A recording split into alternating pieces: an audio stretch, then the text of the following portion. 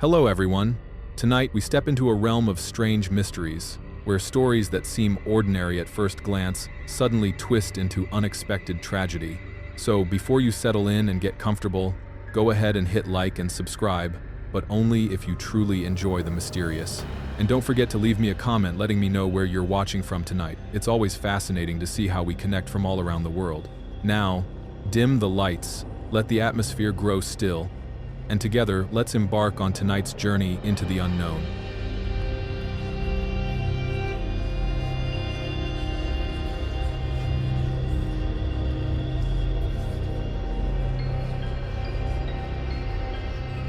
On May 15, 1929, hundreds of doctors, nurses, and patients were going about their daily routines inside the outpatient building of the Cleveland Clinic, a modern medical center in Cleveland, Ohio. At approximately 11:30 that morning, the upper floors of the building were suddenly engulfed by a dense, yellow-brown gas. Those who inhaled it collapsed within moments, dead before they could even comprehend what had struck them. The Cleveland Clinic had first opened its doors to patients on February 28, 1921. From the beginning, it had been an institution ahead of its time, a nonprofit designed to serve as a hub for multiple specialties, with a mission not only to provide medical care but also to educate and to support scientific research. In that mission, the clinic had already excelled, pioneering the use of insulin in the treatment of diabetes when it was still a revolutionary new therapy, establishing itself as a leader in cardiovascular medicine, and continually raising the standards of patient care. Over the course of 8 years, it expanded from a single building into an entire complex of facilities, including a 4-story outpatient clinic, a hospital, and residences for long-term patients. For nearly a decade, Cleveland Clinic was a force for good in the community. The morning of May 15, 1929 began like any other, with the outpatient building bustling. Because it was an outpatient facility, there were no wards. Patients came for consultations or treatment and then left the same day. The fire began in the sub-basement, in the room where X-ray films were stored. At that time, X-ray film was made of nitrocellulose, NITE, an extremely flammable material that released poisonous gas when ignited and that water could not easily extinguish. In fact, plunging burning film into water only released more toxic fumes. The exact cause was never proven, though many investigators later suggested that a ceiling light bulb placed too close to a stack of film had triggered the blaze. Once a few reels caught fire, the entire cache went up almost instantly, generating immense volumes of deadly gas. At first, the fumes seeped slowly upward, almost unnoticed, but as the fire intensified and multiple reels ignited, 2 powerful explosions rocked the building, destroying sections of its structure and forcing the poisonous cloud through the ventilation system. From that moment forward, the disaster became unavoidable. Doctors and nurses collapsed at their desks. Patients fell where they stood, never grasping what was happening. The gas spread so quickly that few had a chance to escape. Passers-by who had heard the blasts rushed toward the clinic, only to be overcome themselves. One eyewitness recalled, "The fumes acted almost instantly. Pedestrians outside dropped to the ground, unconscious, until others could drag them to safety once the air had cleared. I saw a woman break the glass of a 3rd-story window, preparing to leap into a rescue net. But as she hesitated at the sill, the yellow vapor rolled around her. She slumped forward and fell back into the building. Rescue crews arrived swiftly, but their efforts were hindered by the choking gas. One witness reported fainting, despite being nearly a block away. Police officers, firefighters, and medical personnel risked their lives to approach the site. In many cases, they could only wait for the fumes to dissipate before retrieving the victims. Some, however, chose to push forward regardless, determined to save whoever they could. Among them was Officer Ernest Stabb, only 30 years old. Time and again, he charged into the building, pulling victims out of the toxic cloud. By the time he collapsed and died, he had rescued 21 people. His sacrifice ensured that dozens of patients survived. The building itself was left heavily damaged by fire and explosions, and for a time it seemed that Cleveland Clinic might never reopen. But local philanthropist Samuel Mather loaned nearby facilities so that the hospital could continue treating patients, many of whom were suffering from severe lung injuries caused by inhaling the toxic gas. Though oxygen therapy saved some, it was not enough for others. Several victims died weeks after the event. In total, 123 people lost their lives, and many more were badly injured. A subsequent investigation concluded that the clinic was not at fault, since the methods used to store X-ray film had complied with regulations of that era. Even so, the tragedy prompted sweeping reforms in safety standards for the storage of not only X-ray film but many other hazardous materials. Thanks to the horror at Cleveland, those changes were implemented nationwide, preventing countless future disasters. In time, the clinic itself recovered. The damaged building was restored and still stands today as part of a vast medical campus.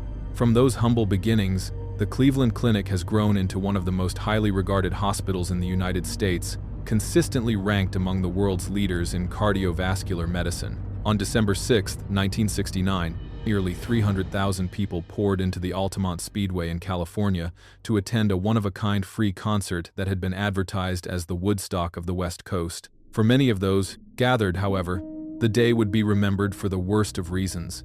That winter, the Rolling Stones were midway through a nationwide tour, the largest and longest of their career since their founding in 1962.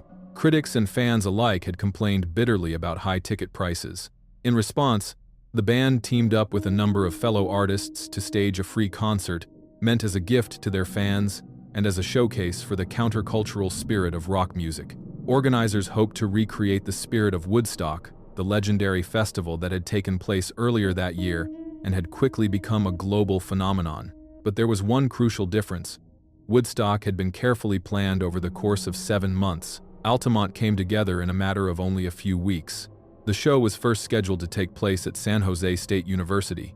When the school withdrew after a previous concert there had ended in chaos, organizers shifted to San Francisco's Golden Gate Park, then again to Sears Point Raceway near Sonoma. For a time it appeared Sears Point would be the final site. With only days remaining, crews began hurriedly building infrastructure. But yet another obstacle arose. Sears Point demanded a massive cash deposit, along with 50% of all profits from the filming rights. Unable to accept such terms, the Stones moved the event for a third and final time just 2 days before showtime. Despite opposition from nearby residents and warnings from the California Highway Patrol, the Altamont Speedway in Alameda County was chosen. It was a last-minute improvisation. One stage manager later admitted, "We should have realized there wasn't enough time to do it right. The snowball had gotten too big to stop, and is a dard gotten outnated." That night, roughly 300 workers scrambled to dismantle the stage at Sears Point and transport it to Altamont. But the hasty move meant that essential facilities, including restrooms and medical tents, were left behind. Even the positioning of the stage suffered. Whereas at Sears Point it would have been perched atop a hill, at Altamont it sat at the bottom of a slope, barely elevated above the heads of the crowd. The result was a dangerously low stage, giving little separation between performers and audience. With hundreds of thousands of young people already streaming into the venue, organizers had no choice but to consider security. Two bands closely tied to the counterculture movement, the Grateful Dead and Jefferson Airplane, suggested the Hells Angels Motorcycle Club. The Angels, notorious for their violence and outlaw reputation, agreed to the job. Many accounts later claimed they were paid little more than $500 worth of beer. The decision to employ the Hells Angels as security is now regarded as one of the most disastrous missteps of the entire event. On the morning of December 6th, the first concertgoers began arriving. Anticipation ran high for a day of music from the defining voices of a generation.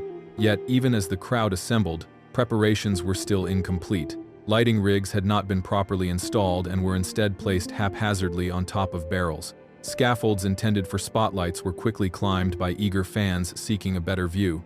As alcohol and drugs flowed freely through the throng, the atmosphere turned tense and unpredictable. When the crowd pressed closer to the stage, already dangerously low, the Hells Angels responded with fists, pool cues, and makeshift weapons to beat them back.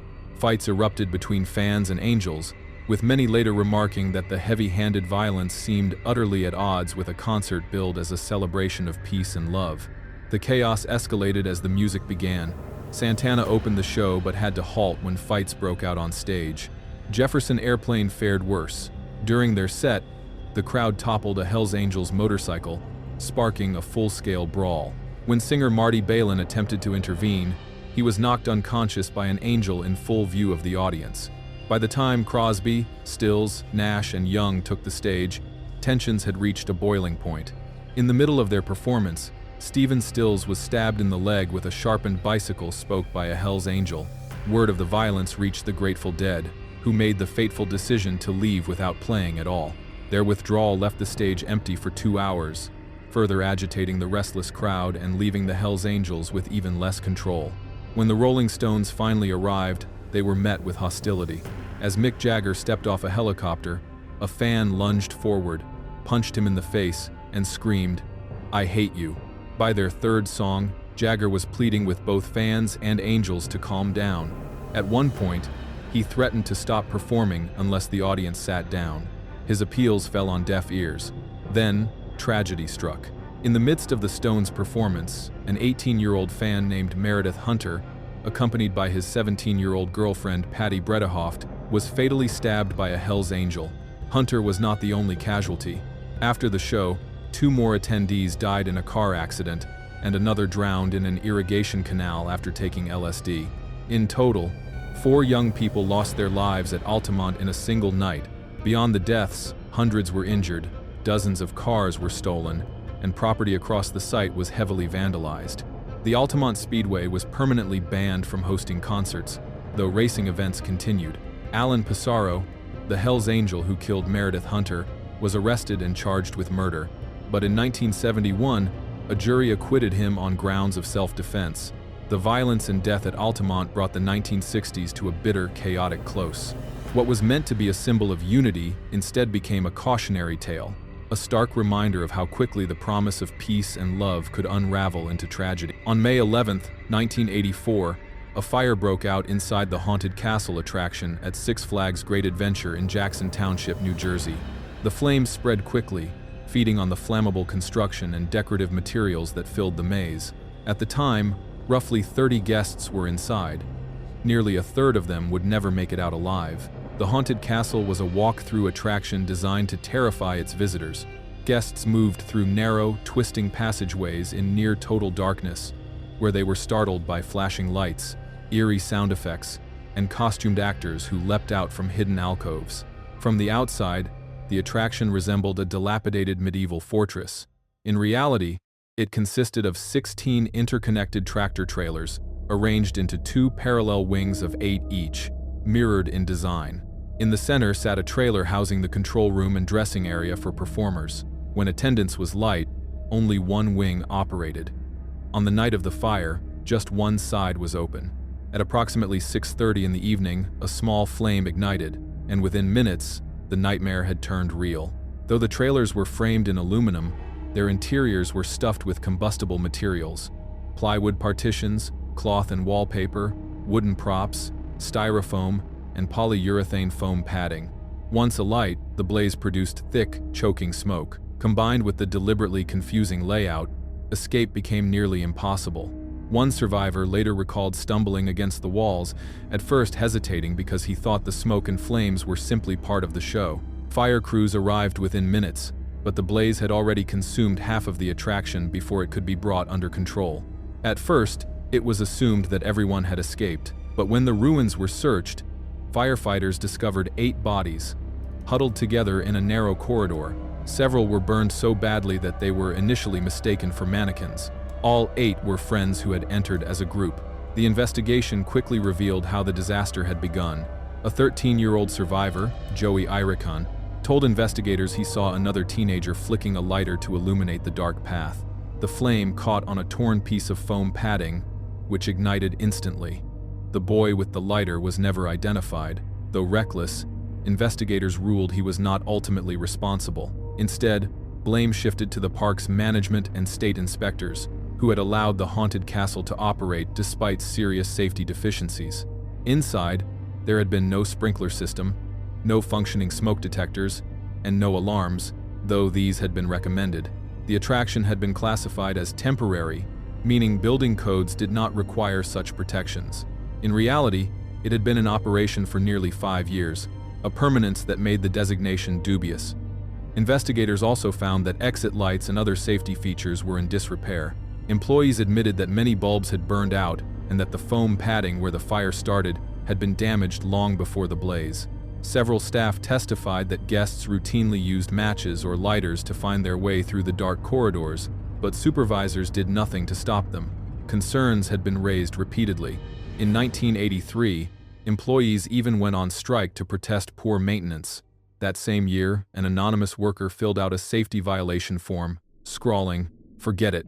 Too many to list." Despite this history, both Six Flags and its parent company were acquitted in criminal court. After weeks of testimony, the jury placed responsibility on the town of Jackson, whose inspectors had repeatedly allowed the haunted castle to slip through the cracks of fire regulations. The park, in fact, had complied with the law as it was written, though the law itself was fatally inadequate. 8 civil suits were filed against the park. 7 were settled out of court, with each family receiving $2.5 million. The remaining case went to trial, though the damages awarded were far smaller.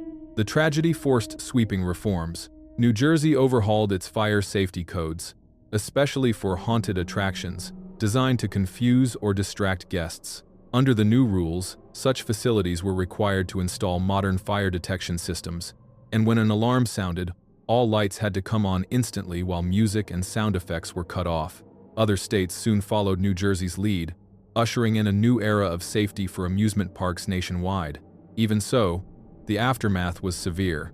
Several New Jersey attractions closed permanently under the weight of new compliance costs, and Six Flags Great Adventure itself nearly went bankrupt by 1987, hounded by lawsuits and public outrage.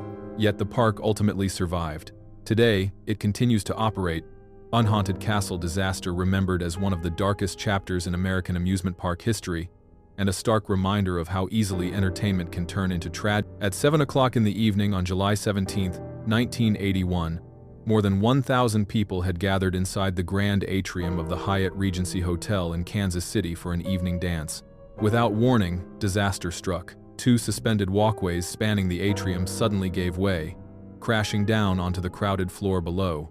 It was the deadliest structural failure in United States history, surpassed only 2 decades later by the terrorist attacks on the World Trade Center in New York. The Hyatt Regency Kansas City was part of Crown Center, a sprawling complex developed by Hallmark Cards that included retail space, residences, and the gleaming 40-story hotel itself. With more than 700 guest rooms, a grand ballroom, and extensive exhibition facilities, the Hyatt quickly became a landmark. Its weekend tea dances had become a sensation, drawing large crowds who came to drink, dance, socialize, and enjoy the music. Completed in 1980, the hotel had already established itself as a signature destination for Kansas City residents and visitors alike. The architectural centerpiece of the property was its soaring atrium, an eerie, modern space of steel, glass, and concrete. Suspended above the ground floor were 3 walkways at the 2nd, 3rd, and 4th levels. During tea dances, spectators often filled these bridges to watch the festivities below. Survivors later recounted that there had been almost no warning. At 7:05, a sharp series of popping sounds echoed through the atrium. Seconds later, the 4th floor walkway broke free and collapsed directly onto the 2nd floor span beneath it. Both then crashed in unison into the atrium floor. Tons of steel, concrete, and glass rained down on the revelers below. Many were killed instantly. Others were trapped in the wreckage, pinned between mangled beams, suffering grievous injuries, and waiting desperately for rescue. To make matters worse, the hotel's sprinkler system ruptured in the collapse, flooding the atrium with hundreds of gallons of water. Survivors now faced the prospect of drowning where they lay. Fire crews arrived quickly, but their equipment was woefully inadequate to lift the massive slabs of concrete. Rescue commanders called for heavy machinery from local construction companies, and soon cranes, jackhammers, and power saws were brought in to aid the desperate search for survivors. The rescue operation was harrowing. Emergency workers toiled in ankle-deep water and near darkness, with dust and debris choking the air. In some cases, rescuers had to cut through the bodies of the dead in order to reach the living. In others, they performed emergency amputations on the spot, knowing it was the only way to free a trapped survivor. By the end, 114 people were dead, and 216 were injured. Hospitals across the city were overwhelmed, while the hotel's exhibition hall was hastily converted into a makeshift morgue. The scale of the tragedy was such that nearly everyone in the Kansas City area knew at least one victim. The psychological toll was immense. An investigation was launched immediately.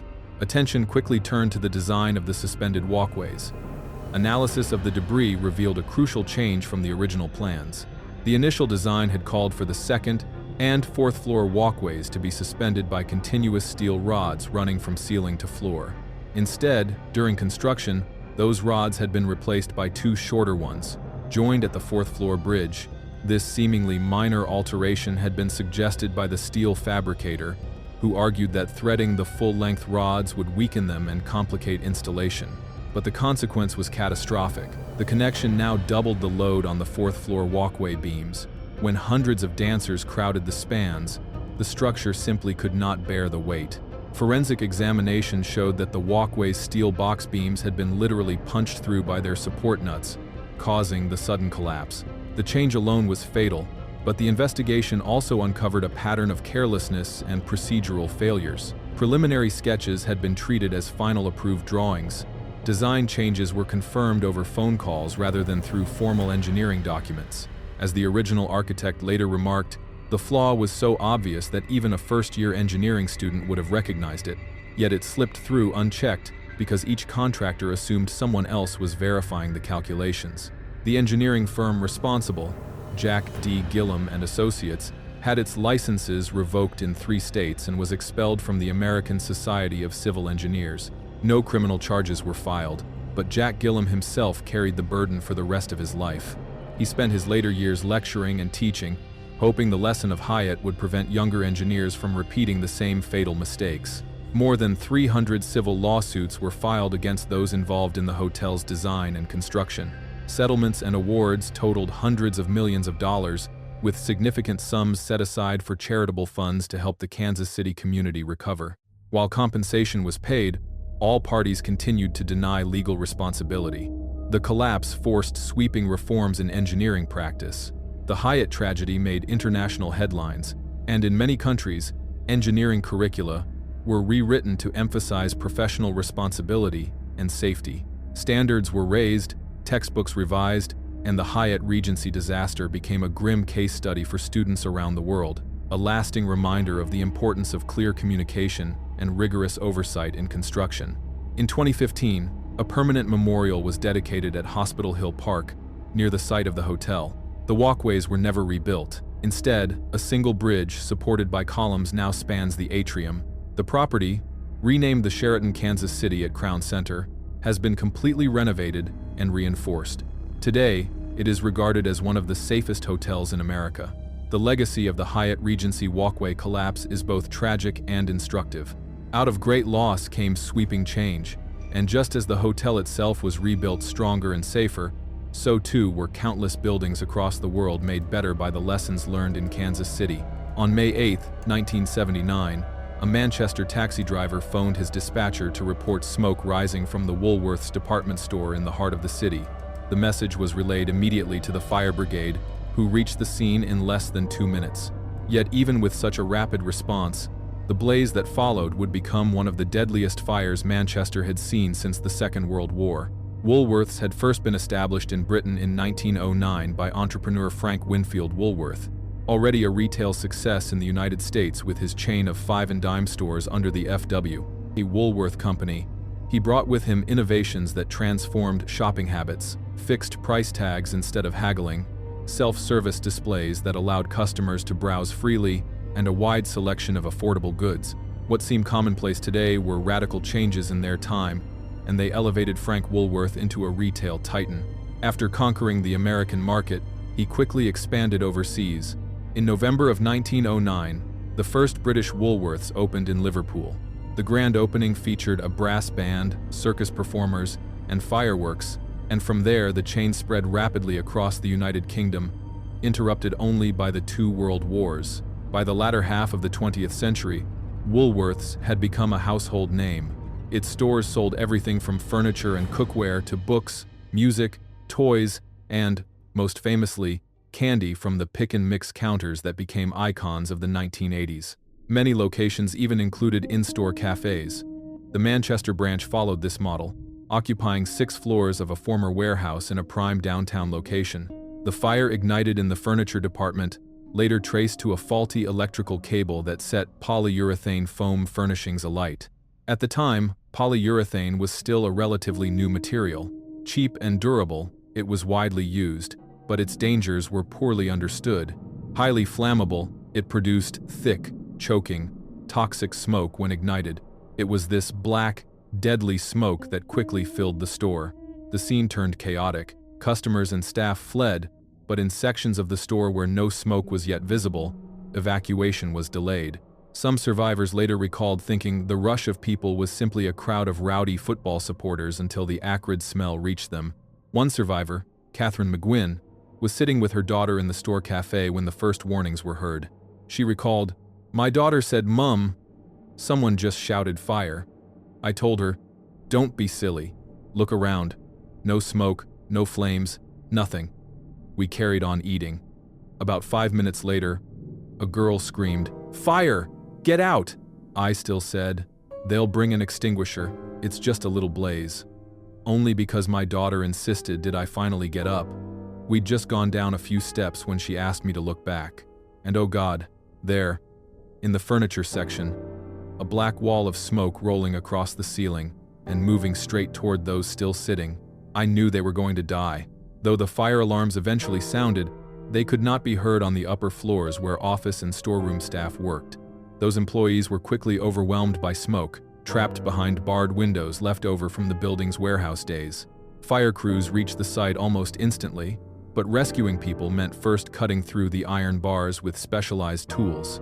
Other customers never found the exits at all. The many doors had been locked to prevent shoplifting. Some survivors scrambled to the roof. Firefighters used ladder trucks with rescue baskets, but each trip could carry no more than 5 people. Progress was agonizingly slow. Fearing they would not be saved in time, many on the roof went back inside in search of another escape. One firefighter later described his horror at watching the rooftop crowd shrink each time he returned. At first, there were about 50 people. By the end, he had saved only 13. The rest had gone back into the inferno. Despite the heroic rescue efforts, when the flames were finally brought under control 2 hours later, 10 people had perished. Among the victims were Michael Archer, aged 31, Sarah Jane Bird, 68, Dorothy Botham, 86, Helena Gunn, 69, Hazel Ann Heaton, 29, Susan Heaton, 32, Albert Edward McNally, 70, Ernest Naylor, 73, and Patricia Jean Simmons, 59. Also lost was Cyril Baldwin, 68, a Woolworths employee and former wartime fire warden, who died while helping customers escape. The inquest uncovered a litany of failings. The store had no sprinkler system, despite its size. Fire alarms did not sound throughout the building. Staff had never been properly trained in how to summon the fire brigade. Some exit doors could only be opened with keys locked in glass boxes beside them, a practice already known to be deadly in past fires. Others were chained shut altogether in the name of security. Most damning of all, this was not the first Woolworths blaze. Back in 1973, a fire had destroyed the Woolworths store in Colchester. There too, the lack of sprinklers allowed flames to spread unchecked. Contemporary reports even noted that some customers refused to leave until they had finished eating their meals. Both the speed of the fire and the public's lack of urgency foreshadowed the tragedy that would repeat itself 6 years later in Manchester. But rather than addressing safety concerns, Woolworths management focused only on rebuilding quickly. With insurance payouts, they opened a larger, more modern store. The Colchester fire should have been a warning. Instead, it was treated as a nuisance. That complacency cost lives in Manchester. The Manchester fire was widely covered in the press and finally spurred changes in British law. One central factor was the deadly polyurethane foam. Its flammability and the toxic smoke it released made furniture fires catastrophic. Public pressure mounted for reform, leading to a campaign for mandatory flame-resistant materials. After 9 years of lobbying, the Furniture and Furnishings Fire Safety regulations came into force in 1988. Those regulations have since saved hundreds of lives. The outrage also prompted leadership changes at Woolworths. Under new ownership, stores nationwide were fitted with modern sprinkler systems, and staff received proper fire safety training. In a final irony, Woolworths began stocking a new product: affordable household smoke detectors. By the late 1980s, almost every store sold them, and the chain heavily promoted their life-saving importance cutting prices so that every family could afford one. The Woolworths fire of Manchester remains one of the city's darkest days, but it also left behind a legacy of reform. Out of the ashes came stricter safety laws, safer furniture, and a public far more conscious of the hidden dangers lurking in the materials of everyday life. Number 6. The Alton Towers Smiler Crash. At precisely 1:51 in the afternoon on June 2, 2015, a chain of errors at Britain's Alton Towers theme park culminated in disaster. A fully loaded train on the roller coaster known as the Smiler slammed headlong into an empty carriage stalled on the track. It was the worst ride accident in the park's history, leaving many passengers with devastating, life-altering injuries. By sheer luck, no one was killed. The Smiler was a steel coaster built by the German manufacturer Gerstlauer, unveiled in May of 2013 within Alton Towers' futuristic X sector. Its signature draw was a record-breaking 14 inversions, combined with disorienting special effects, rotating hypnotic discs, bursts of mist, strobe-lit screens, all staged around a tongue-in-cheek storyline about forcing riders to smile. Despite the spectacle, the attraction was plagued by problems from the outset. During a press preview, a train became stranded on a vertical incline, leaving journalists and celebrities dangling for hours before rescue. The opening was delayed twice, frustrating guests who had already booked hotel stays just to experience the ride. Once operations began, the troubles continued.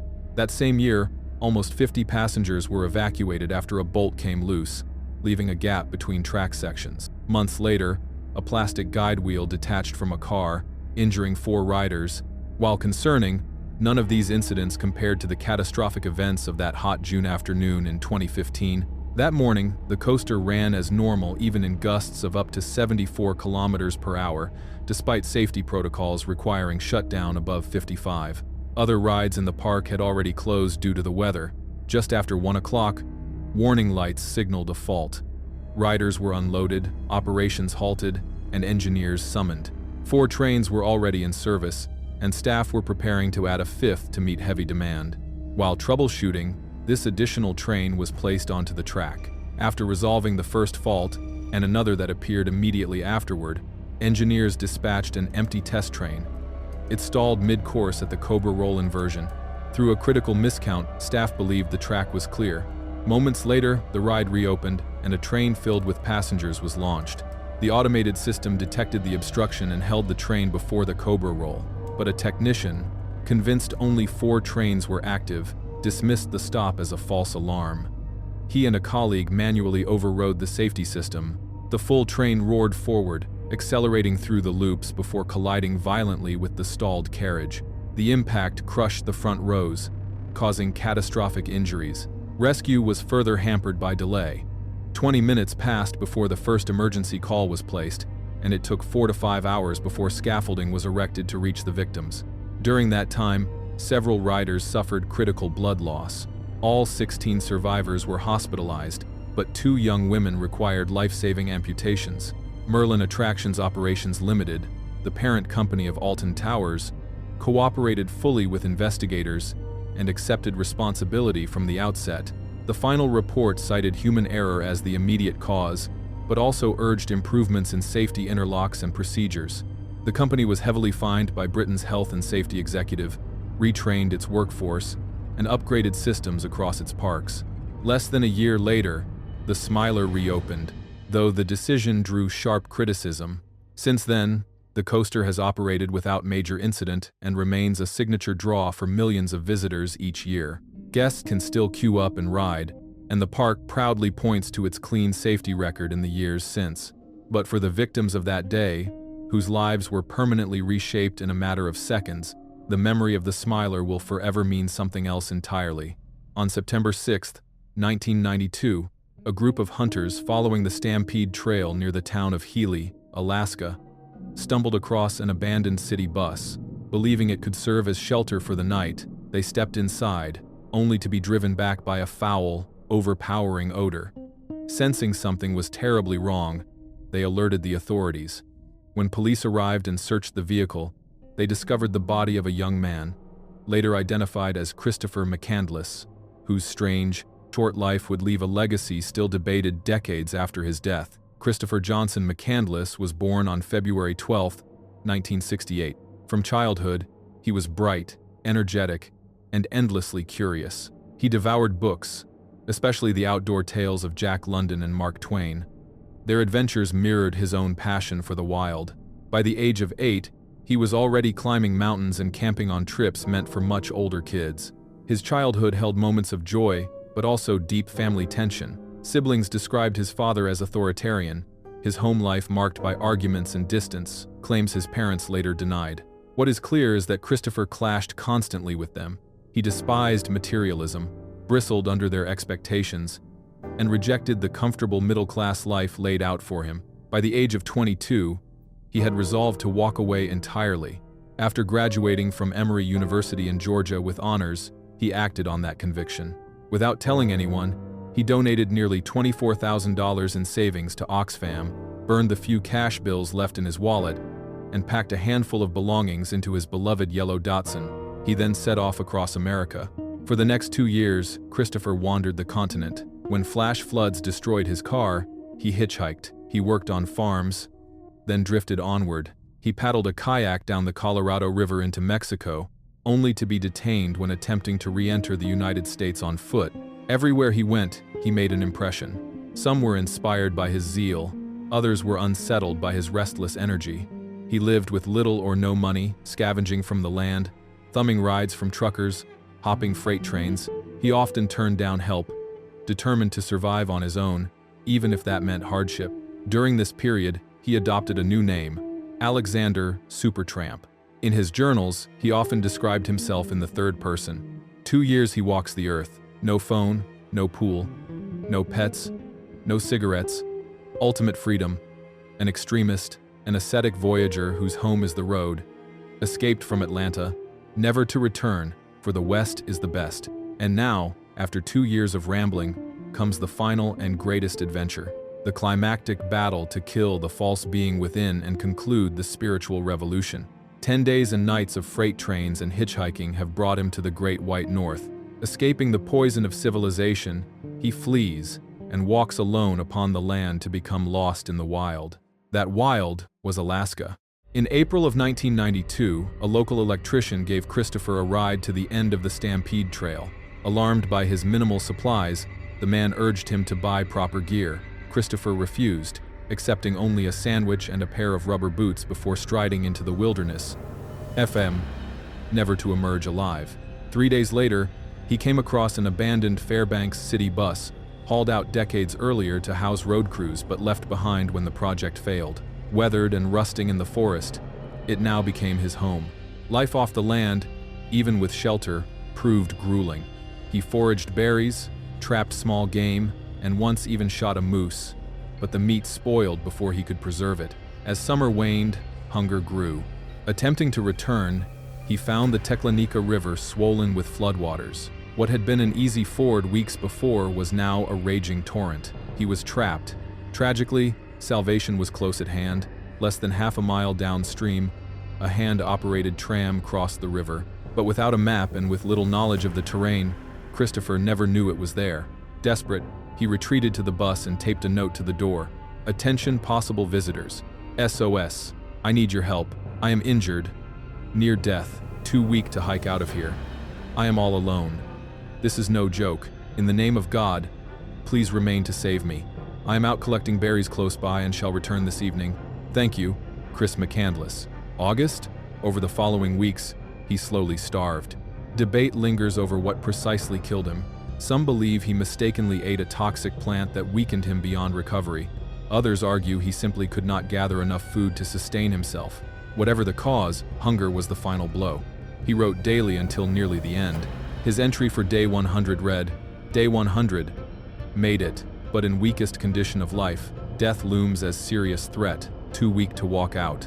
Truly trapped in the wild. No game." There are no further notes after day 113, likely the day he died. 19 days later, hunters found his remains. Police pieced together the story from his journals and belongings. Since then, Christopher's fate has been told around the world. His life became the subject of books and, in 2007, a widely acclaimed film.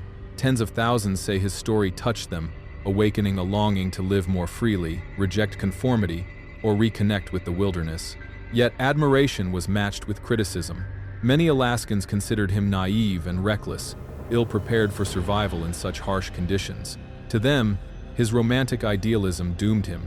No symbol captures his complicated legacy more than the bus itself. For years, it stood along the Stampede Trail as a shrine. Hundreds made pilgrimages, scribbling tributes on its walls, leaving tokens in his memory. But reaching it was dangerous. Visitors became stranded, and rescue teams were called out repeatedly. In 2010, one hiker drowned in the Teklanika River. 9 years later, another perished at the same crossing. In June of 2020, authorities airlifted the bus away, relocating it to the University of Alaska Museum of the North, where it now rests safely as an exhibit. Pilgrims can still pay tribute, without risking their lives. The legacy of Christopher McCandless is a paradox. He was independent, brave, and uncompromising, but also idealistic to a fault and unprepared for the harsh reality of his dream. His example, tragic though it was, continues to inspire some while serving as a fatal warning to others who would try to follow the same path. And that is the story for today. Thank you for watching until the very end. If you enjoy videos like this, be sure to subscribe to the channel so that you receive a notification each time we release a new one. Time we release a new one. Time we release a new one. Time we release a new